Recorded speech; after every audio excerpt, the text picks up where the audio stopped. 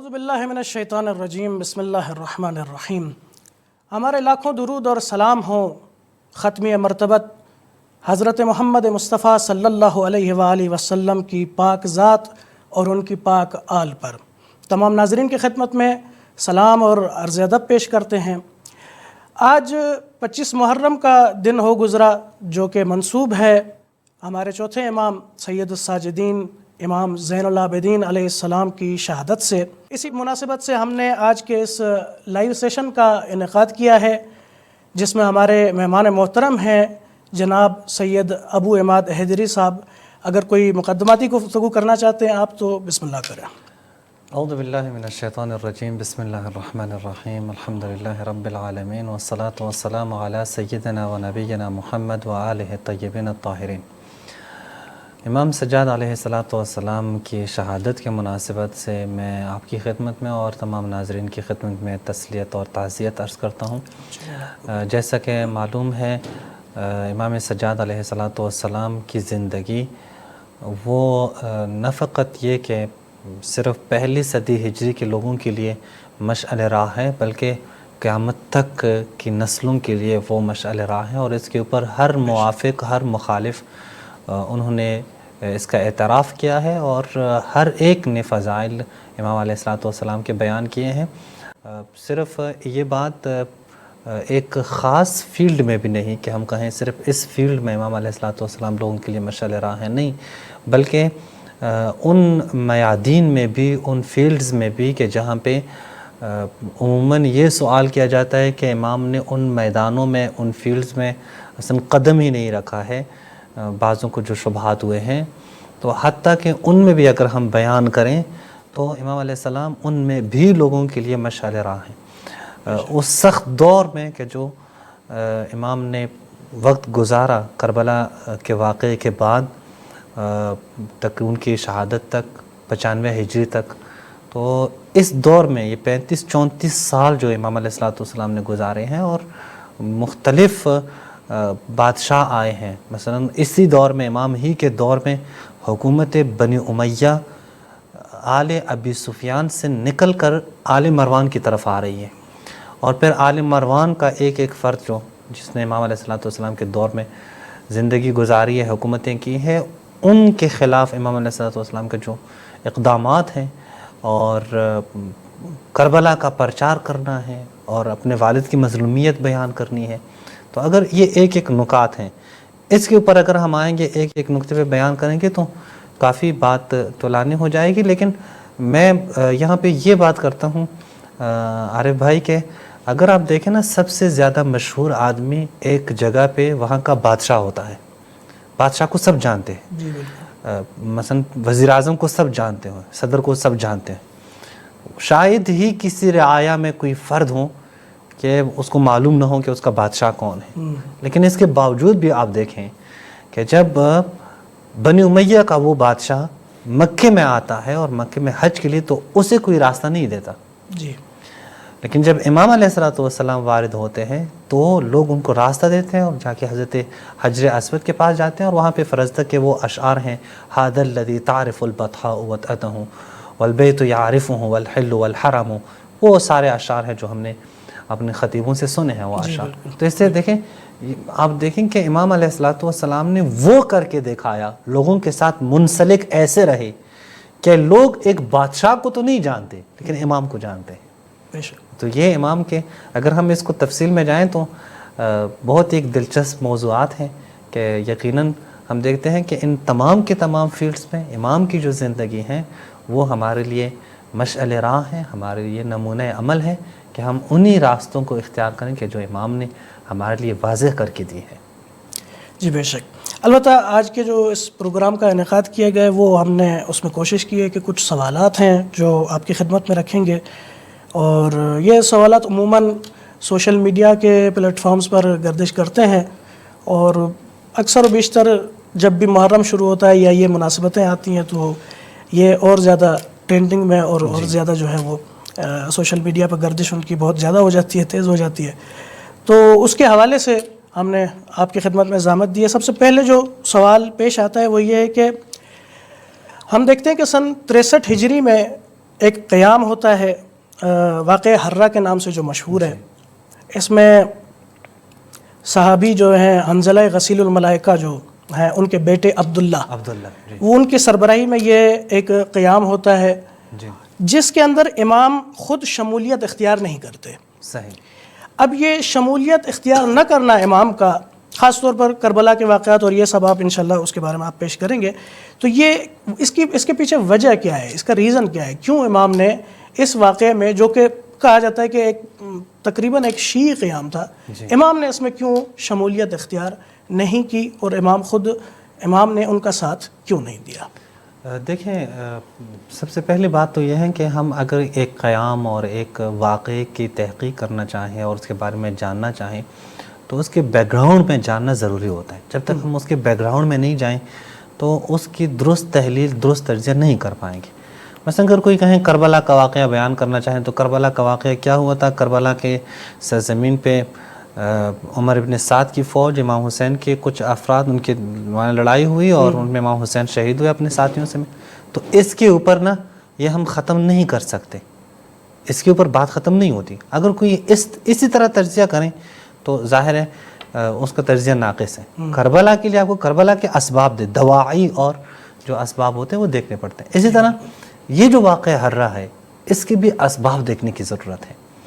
بالآخر امام وہی امام ہے نا جو کربلا میں موجود ہیں، امام زین العابدین بھی تو وہی امام ہے۔ ابھی واقعہ حرہ میں بالکل بھی اس میں شمولیت اختیار نہیں کرتے، لیکن یہ وہی امام ہے جو کربلا میں گئے ہیں، کربلا میں موجود ہیں۔ دیکھیں امام حسین کے اور بھی بہت سارے لوگ موجود تھے، انہوں نے امام حسین کے ساتھ نہیں گئے، کربلا نہیں گئے۔ اگر امام نہیں جانا چاہتے تو امام بھی نہ جاتے، لیکن نہیں، امام وہی امام ہے جو امام حسین کے ساتھ کربلا جاتے ہیں، اور وہ صعوبتیں جو کوفہ میں، شام میں، وہ ساری برداشت کی ہیں۔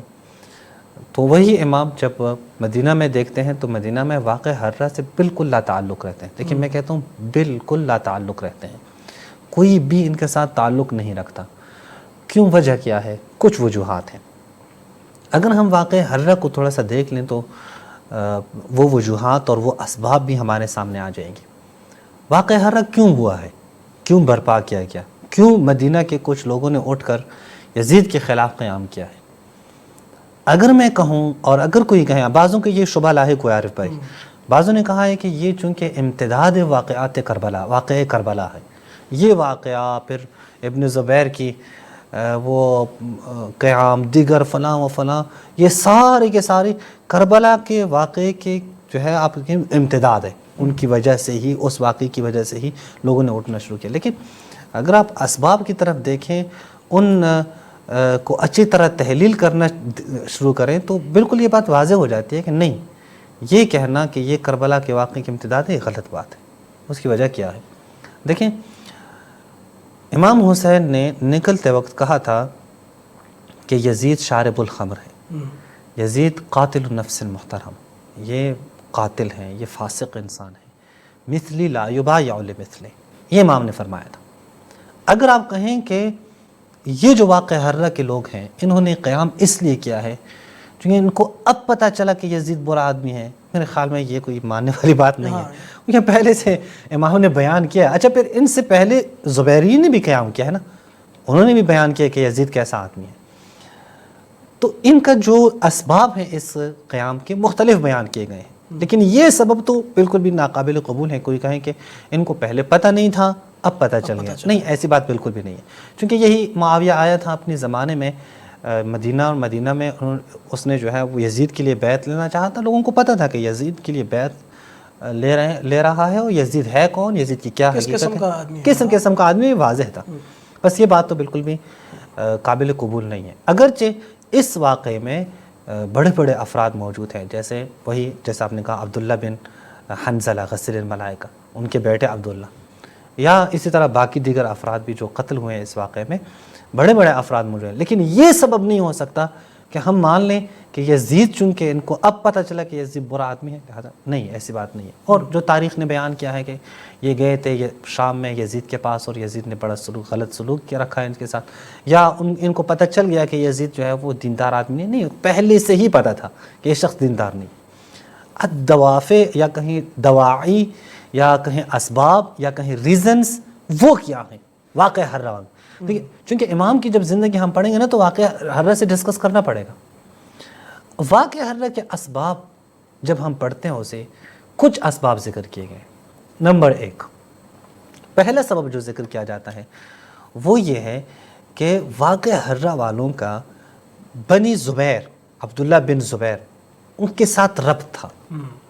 دراصل ان کے ساتھ جو ہے نا ساز و باز میں تھے، وہ ربط میں تھے. وہ چاہتے تھے کہ کسی ذریعے سے یہاں سے جو ہے وہ یزید کے خلاف قیام کیا جائے. اور دیکھیں ہوا بھی کہ یزید کا ایک یہاں پہ گورنر تھا. امام حسین کے دور میں یزید کے گورنر کا نام ولید تھا. ولید جو یزید نے اس کو حکم دیا کہ امام حسین سے بیعت لے لیں، لیکن اس کے بعد پھر یہ یزید ولید معزول ہوا اور یزید نے عثمان بن محمد بن ابی سفیان اس کو مدینہ کا گورنر بنایا. ان لوگوں نے یہاں قیام کیا اور اسے دیگر جو بنی امیہ کے لوگ ہیں انہیں نکال دیا. صحیح ہے. اب جو یہاں پہ نا سب سے زیادہ اہم بات ہے وہ یہ ہے کہ اگر زبیریین کی سازواز ہیں، زبیریین کے ساتھ ان لوگوں کی کنیکشن موجود ہے، تو امام کیوں اس حرکت کی تائید کریں، کیوں ان کی نصرت کا اعلان کریں، کیوں ان کا ساتھ دیں؟ بالآخر مل فرق بین الزبیریین و بین بنی امیہ، یعنی کیا فرق ہے؟ بلکہ زبیریین شاید زیادہ عداوت رکھتے ہیں اہل بیت سے ان کی نسبت، بنی امیہ کی نسبت منافقت زیادہ ہوئی. حتیٰ یہی عبداللہ بن زبیر ہیں جو کہتے ہیں میں رسول اللہ پہ درود نہیں بھیجوں گا. کیوں نہیں بھیجوں گا؟ کہ میں جب درود بھیجتا ہوں تو بنی ہاشم وہ فخر محسوس کرتے ہیں کہ محمد ہمارے بنی ہاشم ایسے ہیں صلی اللہ علیہ وآلہ. تو دیکھیں اب دیکھیں کہ یہ شخص اتنی حد تک بنی ہاشم کے ساتھ بغض میں گیا تھا. اور آپ دیکھیں کہ مولا علی فرماتے ہیں کہ زبیر ہم میں سے تھا جب تک اس کا بیٹا جوان نہیں ہوتا، جب جوان ہوا تو اس کو ہم سے کاٹ دیا ہے. اب اس شخص کے ساتھ ربط میں کچھ افراد موجود ہیں، وہ قیام کر رہے ہیں، تو کیوں امام علیہ الصلوۃ والسلام ساتھ دیں؟ اچھا اس کے اوپر ایک اور دلیل بھی ہے. وہ کیا ہے؟ یہاں کے کمانڈروں میں سے جو واقع حرہ ہیں ان کے کمانڈروں میں سے ایک تو وہی عبداللہ بن حنظلہ ہے. عارف بھائی ایک کا نام عبداللہ بن موتی ہے. عبداللہ بن موتی اچھا وہ اس واقعے میں شکست کھانے کے بعد فرار ہو جاتا ہے. کہاں فرار کرتا ہے؟ سوال یہ واقع حرہ میں مدینہ والوں کی طرف سے ایک کمانڈر کا نام عبداللہ بن موتی ہے. وہ جب دیکھتا ہے کہ شکست کھا لیتے ہیں تو وہ شکست کھانے کے بعد کہاں جاتے ہیں؟ مکہ جاتے ہیں. اسی زبیریین کے پاس جاتے ہیں. وہ پھر زبیریین کا بندہ بن جاتا ہے. اور یہ چاہتے تھے کہ کیا کریں، یہ مدینہ کا کنٹرول حاصل کر کے ان کے ساتھ لڑ کر وہ زبیریین کو ہی تقویت دیں، نہ کہ تقویت کن کو دیں، نہ کہ تقویت ان مظلوموں کی بات ہو کہ جو کربلا میں شہید ہوئے ہیں. نہیں. اچھا اس پہ ایک اور دلیل میں آپ کو دے رہا ہوں عارف بھائی، یہ زیادہ نہیں. اس پوری تحریک میں جو واقع حرہ کی جو تحریک ہے، مدینہ والوں کی جو تحریک ہے، اس پوری تحریک میں کہیں پر بھی چاہے وہ عبداللہ بن حنظلہ کی گفتگو ہوں یا چاہے کوئی اور روایات ہوں، کہیں پر بھی نہیں ملتا کہ انہوں نے کہا ہم حسین کا بدلہ لینے آئے ہیں یا امام حسین کے ساتھ ظلم ہوا ہے یا یہ شخص اصلاً امام حسین کا نام تک نہیں لیا ہے. صحیح. چونکہ زبیریین کے ساتھ ان کا وہ ساز و باز ہے. یہ میں اپنے ایک نتیجہ آپ کے سامنے رکھ رہا ہوں. اچھا یہ دیکھیں کہ اس واقعے میں جو واقع حرہ ہے اپنی جگہ پہ بہت اہمیت کا حامل ہے، بہت امپورٹنٹ ہے. اور اس میں اگر آپ دیکھیں گے تو اس سے پہلے ایک واقع حرہ ایک ویڈیو میں بیان کی ہے کہ واقع حرہ یہ پارٹ 2 ہے. پارٹ اول پہلے ہو چکا ہے، پارٹ 1 پہلے ہو چکا ہے. جیسے عموماً بیان نہیں کیا جاتا. وہ معاویہ نے اپنے دور میں بصر بن ابی ارطاط جیسے ظالم کو بھیجا اور اس نے یہاں پہ دھمکیاں دے کر اور لوگوں نے مجبور ہو کے بیعت کی. حتیٰ جابر بن عبداللہ انصاری نے بیعت کی ہے. اس طرح بہت سارے افراد موجود ہیں. اب یہ کہ یہ سوال اٹھنا کہ امام نے کیوں بیعت نہیں کی ہے، تو میں کہتا ہوں کہ ہم سوال یہ اٹھائیں کہ اگر امام بیعت کرتے تو ان کی تائید کرتے تو کیوں کرتے؟ معذرت تائید. امام اگر واقع حرہ کی تائید کرتے تو کیوں کرتے؟ کس بنا پر کرتے؟ یعنی کون سی ایسی بات تھی کہ جس کی وجہ سے امام کو ان کی تائید کرنی چاہیے تھی؟ یہ بہت ہی اہم نقطہ ہے. چونکہ ہم دیکھتے ہیں جس طرح زبیریین ہیں ویسے ہی بنی امیہ ہے، جس طرح بنی امیہ ہے اس سے بڑھ کر زبیریین ہیں. یہی زبیریین موجود ہیں وہاں پہ مکہ میں محمد بن حنفیہ کو قید کرتے ہیں. مکہ میں محمد بن حنفیہ، حتیٰ آپ دیکھیں کہ بعد میں حضرت مختار کو قتل کرنے والے بھی یہی زبیریین ہیں، مصعب بن زبیر ہیں، یعنی یہ افراد ہیں. تو اب ان کی تحریک کو کیوں امام آ کے ان کی تائید کریں؟ تو یہ بہت ضروری ہے. اگرچہ واقع حرہ والوں نے بہت ساری وہ بھی کی تھی، یعنی کافی تدبیریں بھی کی تھی کہ وہ جنگ میں جیت جائیں، لیکن وہ نہ جیت سکیں. مثلا خندق انہوں نے کھودی تھی، بڑی بڑی دیواریں بنائی تھی تاکہ وہ مدینہ میں داخل ہی نہ ہو جائیں مسلم بن عقبہ کی جو فوج ہیں، یزید کی جو فوج ہیں. لیکن اس کے باوجود بھی بنو حارثہ نامی ایک قبیلہ ہے، اس قبیلے نے خیانت کی اور یزیدی لشکر اندر داخل ہو گئے، ان کے ساتھ جنگ ہوئی اور ظاہر ہے پھر یزید نے ان تمام پورے مدینے کو حلال قرار دیا 3 دن تک.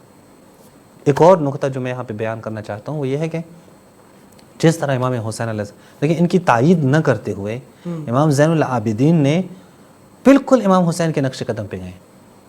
اس کی وجہ کیا ہے؟ امام حسین علیہ السلام نے مکہ کیوں چھوڑا؟ چونکہ ان کو پتہ تھا کہ مکہ کی حرمت وہ پامال ہو جائے گی، کعبۃ اللہ کی حرمت پامال ہو جائے گی. امام سجاد بھی نہیں چاہتے تھے کہ مدینے میں جو حرم رسول ہے اس کی حرمت پامال ہو جائے، اور ہوا بھی. دیکھیں جب وہ آئے، وہ امام سجاد تو مدینہ سے چلے گئے. جی آپ دیکھیں نہیں، آپ نے دیکھا نا جب انہوں نے قیام کیا، یزیدی لشکر آ گئے، ان سب کو قتل کیا. مدینہ کی مدینہ مسجد میں گھوڑے باندھے گئے، 3 دن تک ناموس کو حلال. جی ناموس کو حلال قرار دیا گیا. اور جو روایات میں ہے، تاریخی روایات میں، کوئی 1000 تک عورتیں اور حرام سے پریگننٹ ہوئی، بہت ساری باتیں. لہٰذا اس وجہ سے، اور اس کے علاوہ بھی بہت سارے اسباب ہیں کہ جن کی وجہ سے امام علیہ السلام نے اس فکر کی یا اس حرکت کی یا اس واقعے کی تائید نہیں کی ہے. بس یہاں پہ بہت ضروری ہے وہ افراد، یعنی میں دیکھتا ہوں حتیٰ بعض ہمارے شیعہ افراد بھی جو کہتے ہیں یہ واقعہ کربلا کے واقعے کے بعد لوگ بیدار ہوئے، لوگ یزید کے خلاف ہوئے، لوگ یہ ہوئے. میں ہر جگہ پہ بات نہیں کرتا، بعض جگہوں پہ ہے یہ بات نہیں، اس میں کوئی جو ہے وہ مذاق. مثلا توابین میں دیکھتے ہیں وہ حسین کے نعرے لگاتے ہیں. مختار کا واقعہ دیکھتے ہیں، حسین یا اللہ سارت الحسین جو ہے وہ نعرے لگاتے ہیں. تو ان کی میں نفی نہیں کرتا، لیکن اس کو اب آ کے کہیں کہ یہ واقعہ حرہ والوں پہ فیٹ کریں کہ واقعہ حرہ والوں نے چونکہ امام حسین کو مظلوم شہید ہوتے ہوئے جب سنا تو انہوں نے جا کے حرکت کی. یہ بالکل بھی بنیاد بات ہے نہیں. واقعہ حرہ والوں نے بالکل بھی ایسا نہیں ہے. امام حسین کا قافلہ آیا ہے واپس تو مدینہ میں، اس کے بعد بھی انہوں نے یہاں زندگی گزاری ہے. کوئی اس کے علاوہ اس کے علاوہ باقی باتیں بھی ہیں جو میں فی الحال، بعض تو یہ بھی کہتے ہیں کہ ان کے اسباب میں سے یہ اسباب ہی نہیں ہے کہ یہ یزید کے خلاف ہو. نہیں، بعض تو کہتے ہیں اصلا ان کی یزید کے گورنر جو تھا اس گورنر سے انہوں نے ایک زمین مانگی ہے کہ یہ فلاں جگہ پہ ایک زمین ہے، یہ ہمارے حوالے کر دو. اس نے دی نہیں، یہ چلے گئے یزید کے پاس. یزید کی اصلیت ان کے اوپر آشکار ہوئی اور پھر یعنی کیا مطلب، اصلا جنگ کی اصالت ہی کیا ہے؟ جنگ کی اصالت ہی ذاتی منافع پہ ہے، جنگ کی اصالت ہی زمین کے ٹکڑے پہ ہے. یعنی نہیں ہے وہ شرعی اقدار کے لیے، شرعی منافع کے لیے نہیں، وہ تو ہے ہی نہیں. یعنی کوئی نہیں کہہ سکتا امام حسین کی طرح، جیسے امام حسین نے کہا ارید ان اخرج، کس لیے اخرج؟ لم اخرج، میں نہیں الا، کس لیے کہ میں جاؤں اسیر بصیرت تھے جدی و ابی، میں اسی سیرت پہ اپنا لوں جو میرے جد اور باپ کی سیرت ہے. یا میں امر بالمعروف و نہی عن المنکر کی، دیکھیں خالصتاً اسلامی اقدار کی بات کر رہے ہیں، خالصتاً دینی اقدار کی بات کر رہے ہیں. اچھا وہ جب کہتے ہیں کہ یزید حاکم بنا ہے تو امام یہ نہیں کہتے کہ مجھے زمین نہیں ملی ہے، نہیں، امام کہتے وہ علی الاسلام، اسلام کو نقصان پہنچا ہے. میں حسین بات نہیں کر رہا ہوں اپنے لیے، میں اسلام کی بات کر رہا ہوں. یہاں پہ جو ہو رہا ہے یہاں پہ وہ بات ہے ہی نہیں، یہاں پہ تو کچھ اور نظر آ رہا ہے. یہاں پہ آپ زمین کی بات سمجھیں یا آپ جائیں زبیریین کی بات سمجھیں، یہ دونوں صورتوں میں ہم اسے اسلامی تحریک نہیں کہہ سکتے.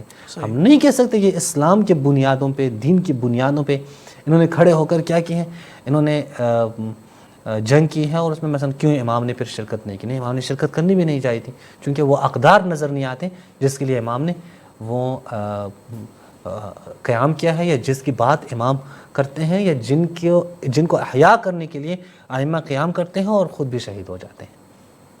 بہت شکریہ آپ کا، آپ تمام ناظرین کا بہت شکریہ. انشاءاللہ کوشش کریں گے کہ اگلی مناسبتوں میں بھی پھر اس طرح دوبارہ اسی طرح کے لائیو سیشنز کے ساتھ حاضر ہوں اور جو سوالات ہیں ان کو جواب دینے کی کوشش کریں. آپ سب سے اجازت چاہتے ہیں. والسلام علیکم ورحمۃ اللہ وبرکاتہ.